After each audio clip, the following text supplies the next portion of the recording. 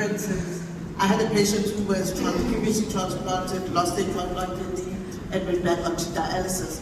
Those are actually also very difficult times for children, and that's why Reach for a Dream is thankfully able to then come and give us a second dream at that time, which I think is very, very important and really, really does help the children again at a time of need.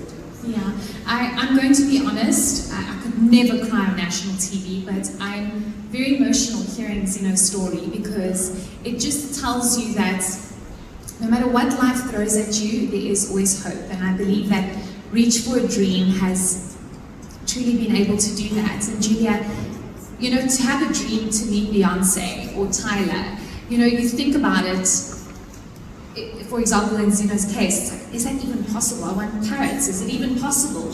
You know, it's just a nice to have. But the importance of fulfilling that aspect and element for those that are battling, that don't know what tomorrow looks like. Maybe take me through why it's so important for Reach for a Dream. Can you share the mic, Zeno? Do you mind?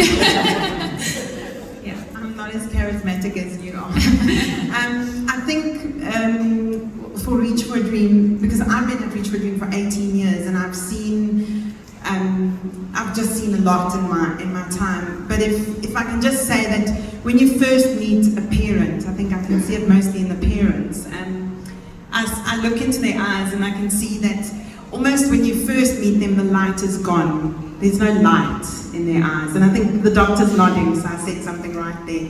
And I think over time, when you fulfill a child's dream, and I haven't been on all of them, but the few that I have been on, you see the parent again out of the hospital ward, and they're smiling, the child is smiling, and the light has come back in their eyes. You can see that there has been a shift. Something within the family dynamic has changed, that the family thinks someone really cares beyond the medical stuff, beyond the drips, beyond the medicine.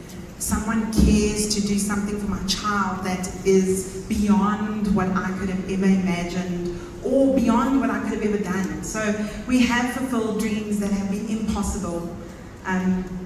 Dreams where children wanted to meet Lewis Hamilton, children wanted to meet Ronaldo. We have made a child's dream come true before who wanted to meet Tyler. It is impossible, it's an administrative nightmare, but we make it come true, and I think it's just the blessings that we get as we give. As you give, you get at Reach for a Dream. Your life personally changes at Reach for a Dream.